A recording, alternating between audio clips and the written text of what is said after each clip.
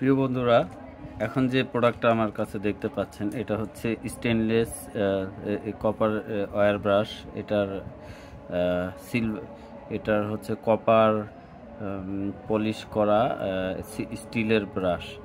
তো এই ব্রাশটার একটা বিশেষ দিক, যা এটা ইলেকট্রনিক্সের কাজে, আমরা যারা ইলেকট্রনিক্সের কাজ করি তাদের এই ব্রাশটা খুবই প্রয়োজন। এই ব্রাশটা সার্কিট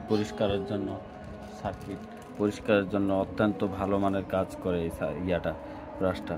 তো যা হোক, আমি এই ব্রাশটার উপকারিতা এবং এর কার্যক্রম আপনাদেরকে দেখাবো। এটা যেভাবে খুব ভালো একটা পারফরমেন্স করে, সে কারণে এই ব্রাশগুলো আপনারা ইউজ করবেন। আমি এখন দেখাচ্ছি।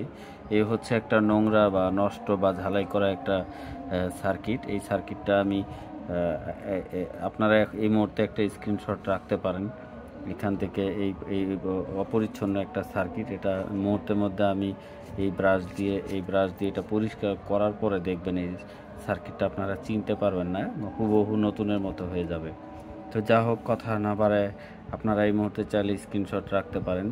আমার এখানে যেহেতু আমি এটা নোংরা জরাজীর্ণ অবস্থায় এখানে ছবি ভিউ রাখছি, আপনারা রাখতে পারেন। পরবর্তীতে পরিষ্কার হওয়ার পর আপনারা দেখতে পারেন যে আসলে কতটা পরিষ্কার হয়।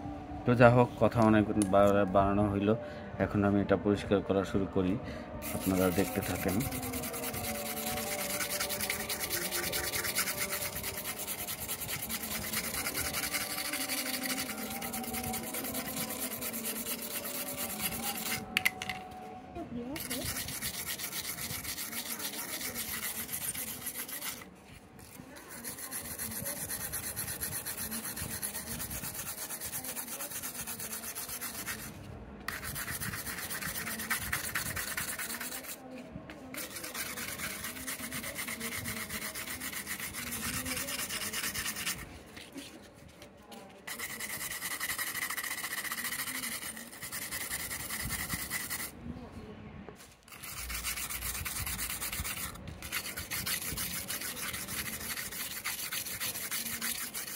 তো আমার পরিষ্কার করা মোটামুটি শেষের দিকে।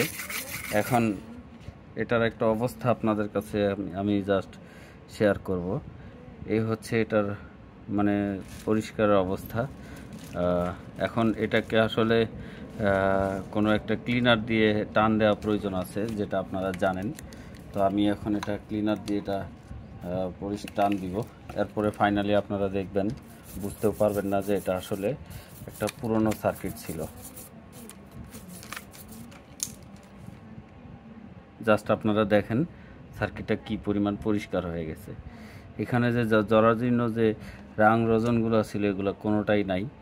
তো এটাই ছিল এই ব্রাশের মানে মাহাত্ম্য। আসলে ব্রাশগুলো আমাদের স্টকে প্রচুর স্টক আছে।